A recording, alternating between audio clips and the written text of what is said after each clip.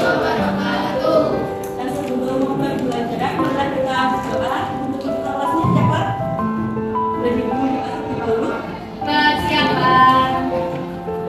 Berdoa untuk kepercayaan dan doa masing-masing. Doa mulai.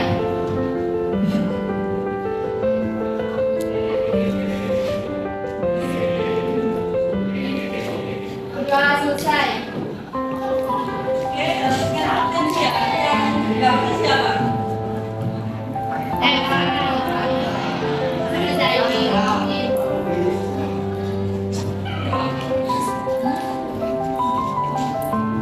Absen 9 sama absen?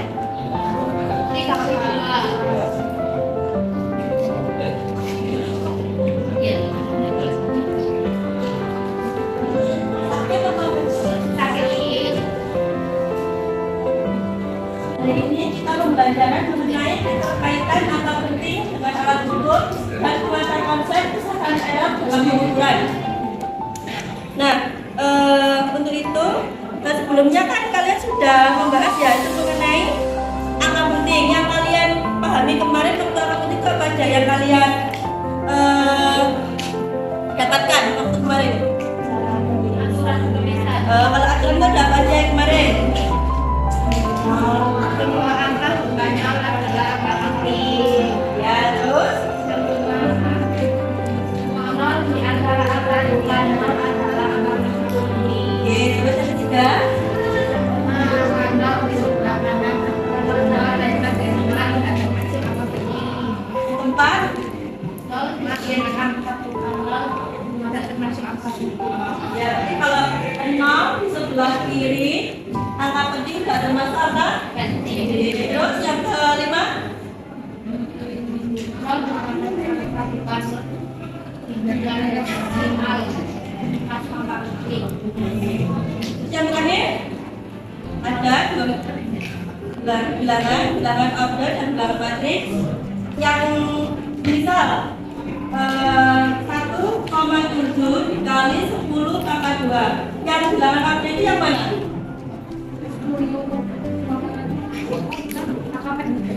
Aturan yang penting jadi yang perlu 1,7 nya berapa matriks?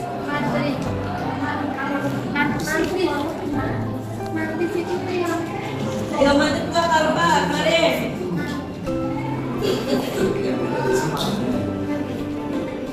Matriks itu apa? Yang 10 bang, yang ada pangkatnya. Kalau yang order itu yang depannya ini, yang misal 1,7 ini. Nah jadi nanti kalau ada misal 1,7 dikali 10 pangkat 2, maka pentingnya di sini terdapat adalah dua angka penting yaitu angka order. Order ini yang disebut dengan angka pentingnya. Untuk matriksnya ini tidak termasuk angka penting. Seperti itu. Penjumlahan sama pengurangan itu tergantung dari angka yang dilibatkan yaitu angka ya ragu. Terus kalau kalian cuma pembagian dilihat dari yang mananya ya. Terus kalau kalian pembagian sudah kalau itu pangkat dilihat dari jumlah ya jumlah angka pentingnya yang dibakatnya. Terus kalau akan punya apa pentingnya sangat banyak. ya itu jangan ada kalian misal ini ada dua angka penting. Jadi di sininya juga harus ada memiliki angka pentingnya harus dua angka penting. Sudah itu saja kemarin yang dipahami.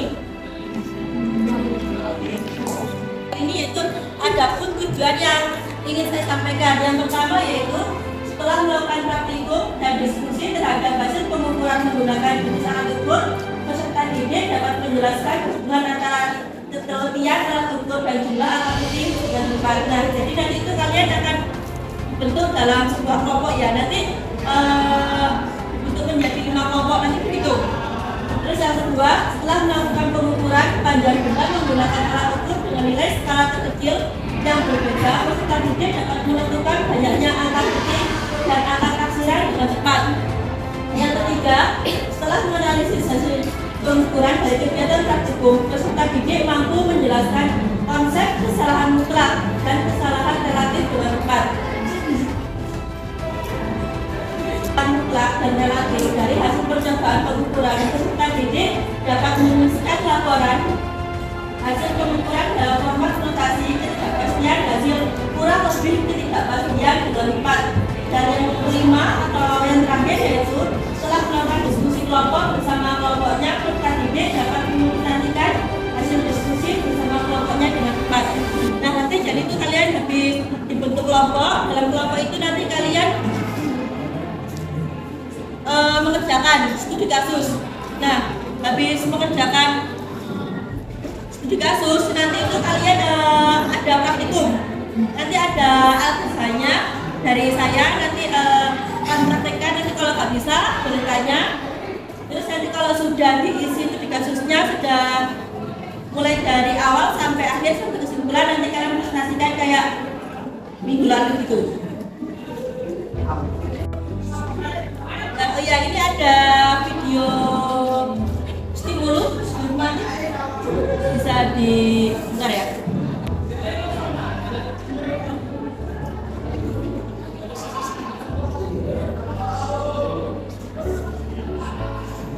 Menunjukkan suatu benda bersama temanmu, tapi hasilnya berbeda. Padahal benda yang bersama. Mengapa hal itu bisa terjadi? Nah, hari ini kita akan mencari hubungan antara angka penting, alat ukur, dan kesalahan pengukuran. Lihatlah, 3 siswa dapat mengukur bahan kayu dengan alat berbeda. Siswa A memakai penggaris, siswa B memakai jangka sorot, siswa C memakai mikrometer skru.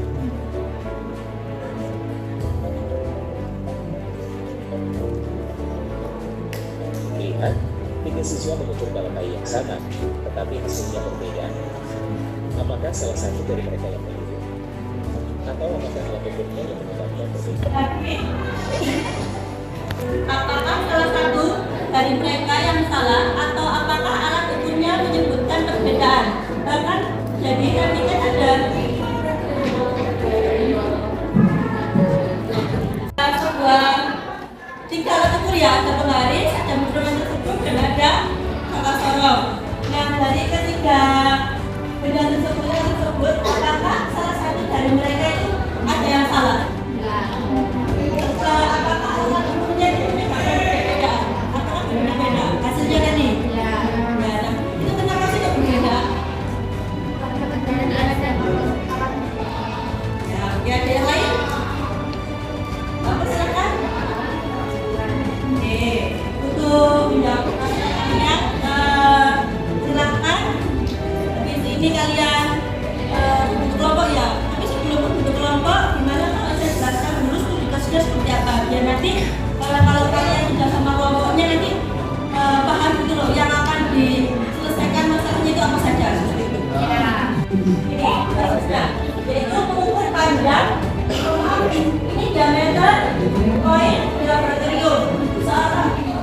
Seorang air kolong atau kalung menemukan sebuah koin kuno perak dinosaurus yang sangat lama. Itu tujuan tolong berbagi dimensi koin atau dimeter diukur dengan ketinggian yang sangat tinggi.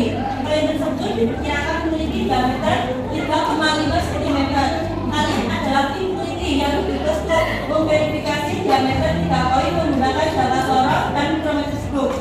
Nah, setelah melakukan pengukuran, kalian mendapati bahwa hasil pengukuran menggunakan penjualan tersebut berbeda signifikan. Buat studi kasus yang kalian selesaikan, yaitu yang pertama itu bandingkan ketidakpastian dan tentukan dan bandingkan alat kecil dari ketidakpastian relatif antara jangka sorot, mikrometer skru, dan jelaskan mengapa mikrometer skru dianggap lebih unggul untuk mengukur ketebalan koin. Dan jadi nanti itu kalian tentukan dulu atau dan bandingkan yaitu skala terkecil dari jangka sorot dan mikrometer skru. Habis itu mengapa sih nanti itu mikrometer skru dianggap lebih unggul untuk menggunakan ketebalan koin daripada yang jangka sorot itu kenapa? Kalian buktikan ya. Terus 3,15 cm untuk mikrometer skru yaitu 3,95 cm dengan kurang lebih 0,005 cm. pengukuran jangka sorong dan mikrometer tersebut sesuai dengan alat ukur penulisnya. Hasil pengukuran yaitu menggunakan rumus X kali delta X. Nah, X-nya itu yaitu kalau X ini itu hasil pengukuran, sedangkan delta X itu adalah tingkat penelitian. Jadi itu berarti kalian itu bisa menganalisis sumber error dari alat tersebut. Jadi jangka sorong dan mikrometer tersebut. Dan yang terakhir, mana yang paling valid untuk dicantumkan dalam katalog arkeolog dan diberikan alasan saintifik yang kuat berdasarkan analisis ketidakpastian. Nah, jadi dari jangka sorong dan mikrometer tersebut itu ukuran mana yang paling valid dan berikan alasannya. Seperti itu. Sama aja. Ayo, 1 5. 4, 5, 1, 2, 3, 4, 2, 3, 4.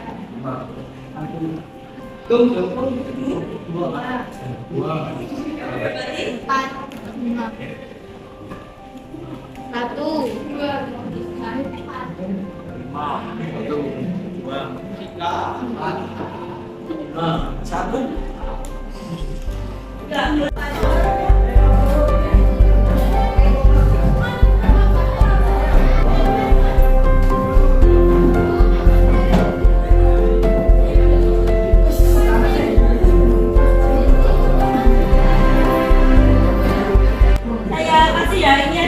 kasus LKPD sama Mbak Najat. Nanti kalau materinya dari mana saja nanti kalian baca di bahan ajar ini. Semua ada di sini. Di kelompok jangan lupa dikasih nama sama kelompok ini sama absen.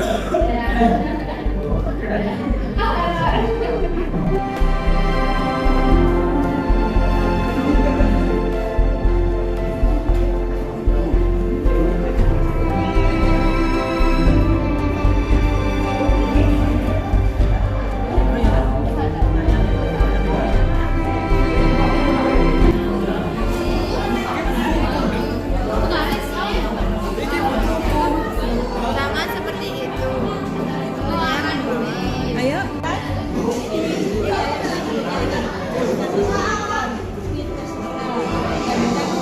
Mikrometer itu berapa? Habis itu nanti jelaskan mengapa mikrometer itu lebih unggul mengukurnya untuk mengukur perjalanan sebagai satu sorong. Kenapa? Disingkat.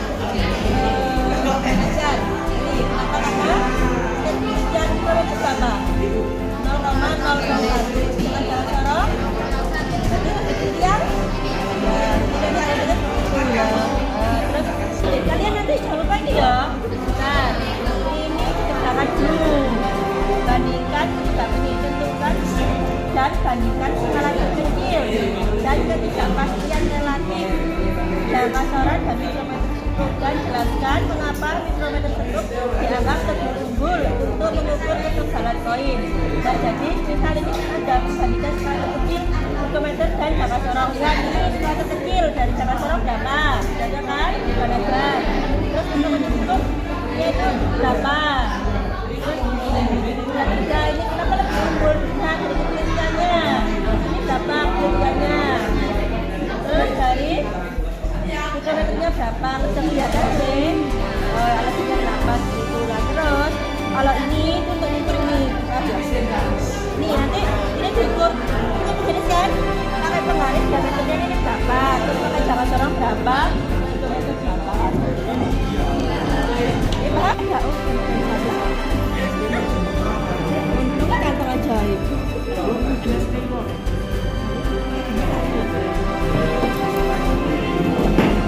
Jelaskan ya. Yang ini nanti jangan lupa. Ini dijelaskan yang investigasi siswa tadi yang ini. Kita kerjakan untuk memecahkan studi kasus masalah koin kuno, diameter verifikasi koin kuno. Jadi tentukan bandingkan skala terkecil dan ketidakpastian relatif. Diameter relatif itu apa? KR-nya kan antara jangka sorong dan mikrometer cukup, dan jelaskan apa? Mengapa mikroskop dianggap unggul. Nah, jadi ini kan ada skala terkecil kita dari bandingkan skala terkecil dari jangka sorong berapa? 0,1.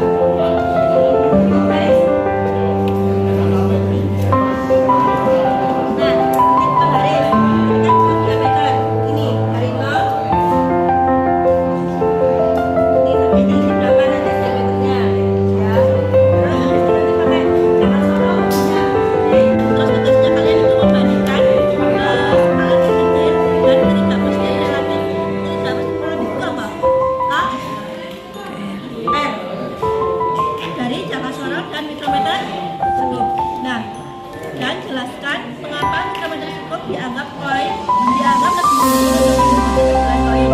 Dan hasilnya coba baca.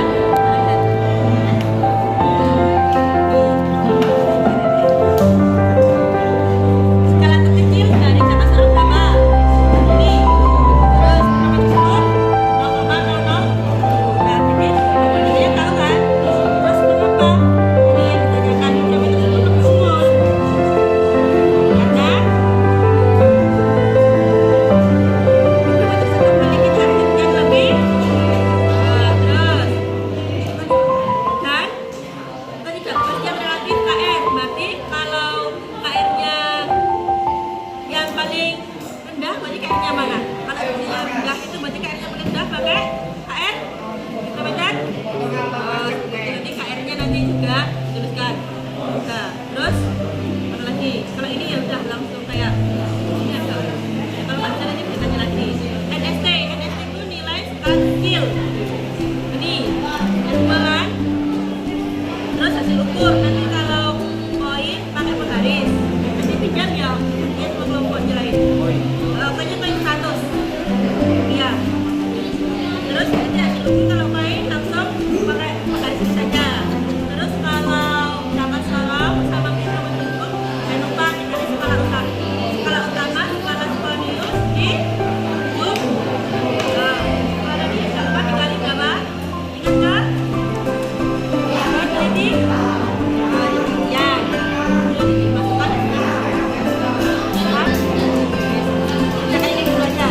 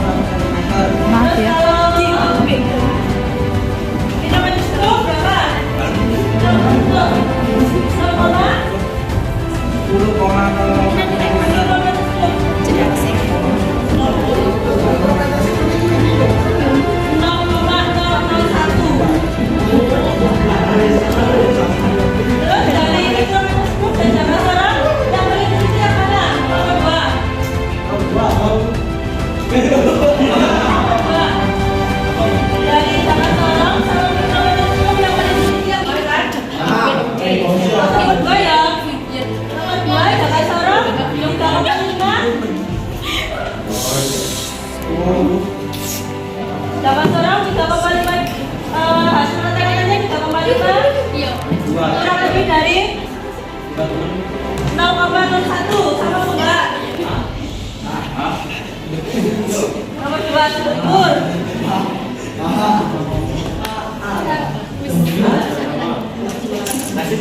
Jawabannya sebutnya nomor 1 berapa? 2. 1.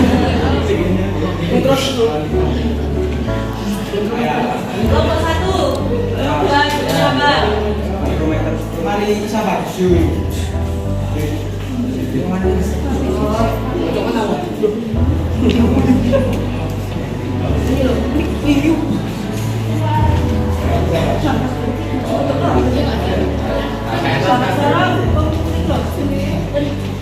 hasil pengukuran gambar dan implementasi. Belum. Ini nggak usah. Salah ya? Bang sudah. Berapa kemarin? Yes, nomor 2. Dua. Berapa? Baca.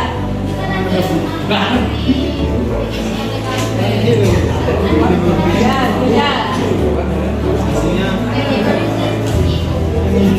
Sama ini ya, sama orang. Benar. Ya. Kurang lebih.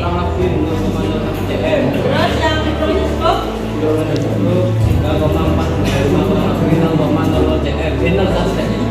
Benar satu CM. Nomor 1 sama enggak? Ini belum sama Belum salah ya. Nomor 3. Kalau tidak, Bu. Nomor 2. Sama? Sama. Kalian sama enggak? Mana lo? Sama enggak? Beda. Ya, sama ya sama. Sama. Beda. Nomor 3, analisis sumber error apa saja? Analisis sumber error. Acara kita. Terus?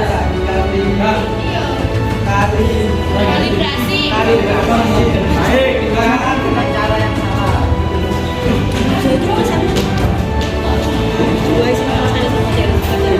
Terus? Ada karena pasal manusia saat pada skala Terus? kelalaian disebabkan karena memproduksi salah mencatat bersama. Kelompok lain sama apa enggak? Beda.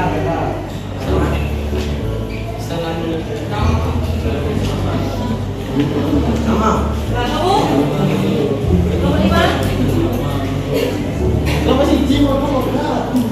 Ya, sama. Nomor 1 sama? Sama. Nomor 2?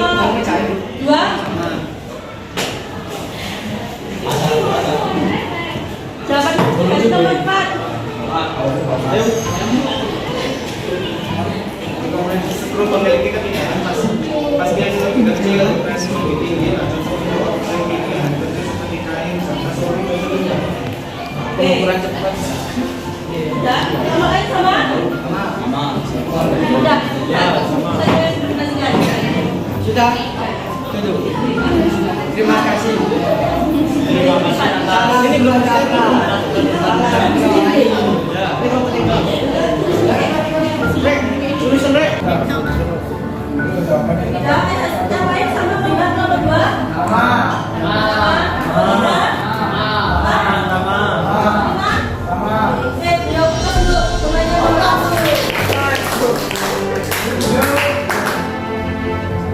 Untuk nomor 2? Nomor 2. Gimana juga?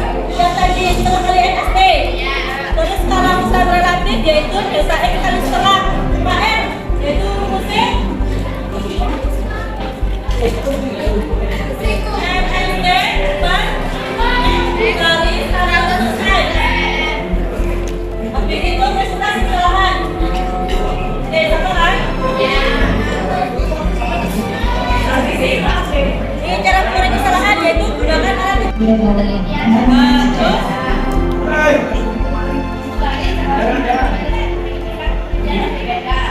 Tapi juga bisa salah